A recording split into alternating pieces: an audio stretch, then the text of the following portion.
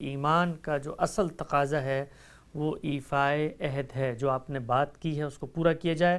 اور جس طرح سے مولانا نے اس کو کھولا ہے کہ بظاہر تو یہ ایک جملہ ہے اور سمجھ میں آتا ہے کہ آپ لین دین کے معاملات کرتے ہیں تو اس میں ایفائے عہد ہوں، بلکہ اس کا تعلق تو زندگی کے ہر شعبے سے ہے۔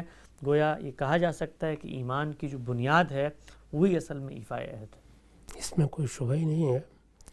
ہم نے اپنے پروردگار کو پہچانا، اس کی ربوبیت کا اقرار کیا، قرآن مجید نے اس اقرار کا حوالہ دیا ہے۔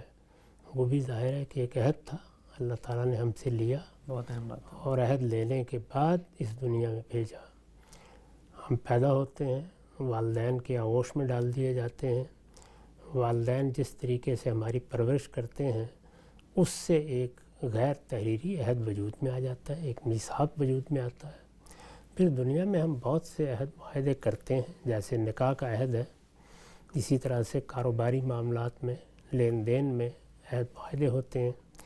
انہی عہد معاہدوں کا ظہور ہماری معاشرت میں ہوتا ہے، اور اس سے آگے بڑھ کر سیاست اور پھر عالمی سیاست میں ہوتا ہے۔ اس وقت اگر آپ دیکھیں تو جو ملک وجود میں آئے ہیں وہ بھی عہد معاہدوں کی صورت میں وجود میں آئے ہیں۔ دنیا بھر میں قومیں آپس کے معاملات طے کرتی ہیں تو ان کو بھی کسی عہد کی صورت دے دیتی ہیں۔ اس وقت جو عالمی سطح کا ایک ادارہ قائم ہوا ہے، اور جس ادارے کو پہلی اور دوسری جنگ عظیم کے فاتحین نے دنیا کا نظم چلانے کے لیے قائم کیا ہے، اقوام متحدہ، اس میں بھی عہد معاہدے، اسی طرح حقوق فرائض، اس کی تقسیم کو نمایاں کیا گیا ہے۔ تو یہ تو ہماری پوری زندگی کا احاطہ کرتا ہے، اور چونکہ اخلاقیات میں اس کی بڑی اہمیت ہے کہ ہمارے معاملات درست ہونے چاہیے، کیونکہ اخلاقیات کی بنیاد ہی یہی ہے۔ اللہ تعالیٰ کے ساتھ بندے کی حیثیت سے معاملہ صحیح ہو، بندوں کے ساتھ جو مختلف رشتے اور تعلقات پیدا ہوتے ہیں، خواہ وہ خاندان کی سطح پر پیدا ہوں، معاشرت کی سطح پر پیدا ہوں، سیاست کی سطح پر پیدا ہوں، وہ درست رہیں۔ اسی چیز کو اخلاق عالیہ تک پہنچانے، مکارم اخلاق تک پہنچانے کے لیے اللہ کے پیغمبروں کی بعثت ہوئی ہے۔ تو اس لیے یہ بڑی بنیادی چیز ہے۔ اگر ہم یہ سمجھ لیں کہ ہم سب اللہ تعالیٰ کے ساتھ ایک میثاق میں بندھے ہوئے ہیں، پھر یہ بھی معلوم ہے کہ اللہ تعالیٰ نے جب قوموں کا انتخاب کیا، خاص طور پر ذریت ابراہیم کا، تو اس سے بھی ایک عہد لیا۔ قرآن مجید جگہ جگہ بنی اسرائیل کے ساتھ اس عہد کو میثاق کے لفظ سے تعبیر کرتا ہے اور اس کا حوالہ دیتا ہے۔ انبیاء علیہم السلام کے بارے میں بھی ان سے عہد لیا گیا۔ بنی اسماعیل سے بھی یہی عہد لیا گیا جب ان کو ایک ذمہ داری دی گئی کہ اب وہ دنیا میں خدا کا پیغام پہنچائیں گے۔ تو ہر جگہ عہد معاہدہ۔ عہد معاہدے کی روح کیا ہے؟ عہد معاہدے کی روح یہ ہے کہ انسان کوئی اینٹ پتھر کی طرح کی چیز نہیں ہے، جمادات کی نوعیت کی چیز نہیں ہے، وہ ایک باشعور اور صاحب ارادہ مخلوق ہے۔ چنانچہ اس کا پروردگار بھی اس کے ساتھ معاملہ کرتا ہے تو اسے موقع دیتا ہے کہ وہ آزادانہ طریقے سے پہلے وہ عہد کرے۔ اسی کا حوالہ سورہ احزاب میں دیا ہے کہ ہم نے جب انسان کو دنیا میں بھیجا تو ارادہ و اختیار دیا، دنیا کا اقتدار دینے کا فیصلہ کیا۔ اس میں بھی ہم نے پہلے اس سے پوچھا کہ لینا چاہتے ہو، تو اس نے آگے پڑھ کے اس کو لے لیا، تو گویا عہد کر لیا، معاہدہ کر لیا۔ تو عہد اور معاہدہ یہ ہماری وجود کی ابتدا بھی ہے، یہ ہمارے وجود کی بقا بھی ہے، اسی پر اصل میں ہماری آخرت کا انحصار بھی ہے۔ تو قرآن مجید نے جب آخری عہد لیا ہے شریعت پر، سورہ مائدہ اس آخری عہد کی سورہ ہے، تو اس کی ابتدا بھی یہاں سے کی ہے کہ یا ایھا الذین آمنوا اوفوا بالعقود، عہد معاہدوں کی پابندی کرو۔ یہی عہد معاہدے ہیں جن کے تحت اس وقت دنیا بھر میں قومی ریاستوں میں آپ داخل ہوتے ہیں۔ آپ ایک ملک سے دوسرے ملک میں جاتے ہیں، آپ ہجرت کے یا مہاجرت کے حدود و قیود طے کرتے ہیں، آپ کسی قوم یا کسی ملک کے ساتھ کوئی معاملہ کرتے ہیں، آپ اس کے شہری بنتے ہیں، آپ وہاں کچھ حقوق کا مطالبہ کرتے ہیں۔ تو ہر جگہ یہی چیز کار فرما ہے کہ آپ ایک عہد میں بندھے ہوئے ہیں۔ چنانچہ اگر کہا جا سکے تو کہا جا سکتا ہے کہ دو ہی چیزیں اصل میں ہماری پوری سیرت و کردار کو بیان کرنے کے لیے کافی ہیں۔ ایک یہ کہ ہم عہد کی کتنی پابندی کرتے ہیں، اس کا کتنا شعور رکھتے ہیں، اور دوسرے یہ کہ اس پر کتنی ثابت قدمی دکھاتے ہیں، جس کو یہاں صبر سے تعبیر کیا ہے اس آیت میں۔ ان دونوں چیزوں سے مل کر انسانی شخصیت کا صحیح تصور قائم ہوتا ہے.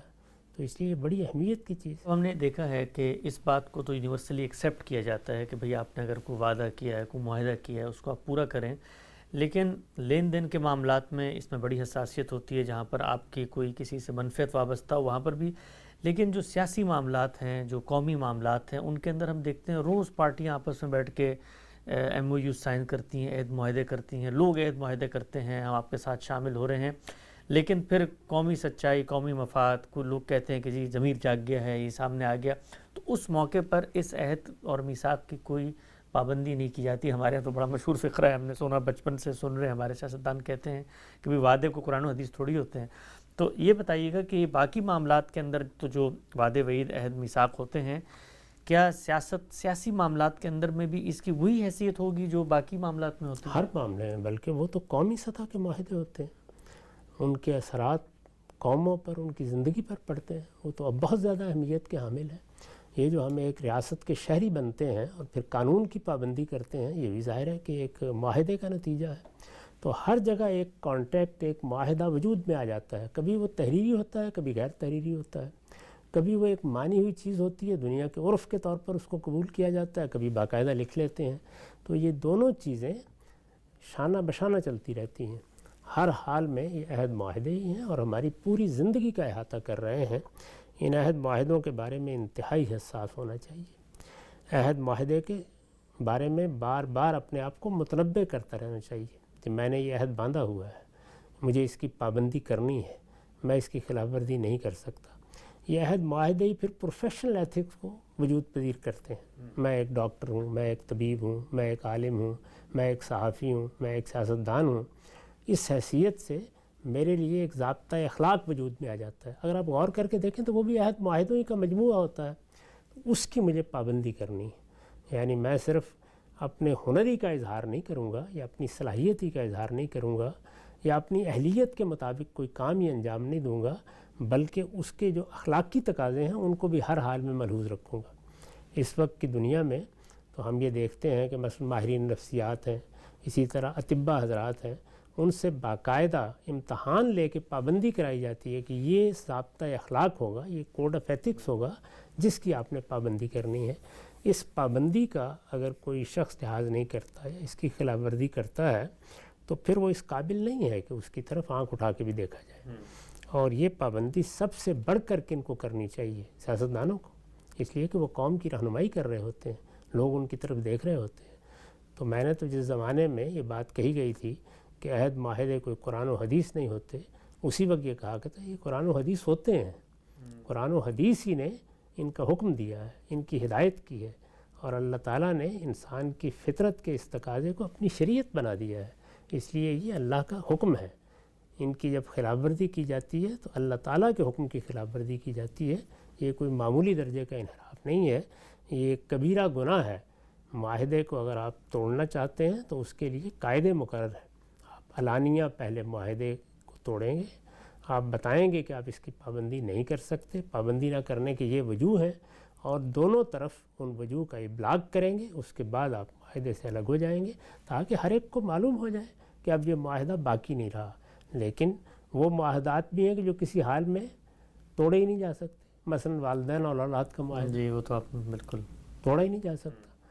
شادی کے معاملے میں آپ کو حق حاصل ہے، ایک معاہدہ آپ نے کیا، قرآن نے خود اس کو میثاق غلیظ کہا ہے، یعنی وہ انتہائی سخت معاہدہ ہوتا ہے. اس کے حقوق فرائض کی نوعیت بھی بہت اہم ہے. لیکن دونوں میاں بیوی مل کے فیصلہ کر لیتے ہیں کہ نہیں ہم آگے نہیں چل سکتے، تو اب یہ علانیہ توڑ دیا گیا. لیکن جب تک کوئی معاہدہ قائم ہے، باقی ہے، اس کی خلاف ورزی نہیں کی جا سکتی.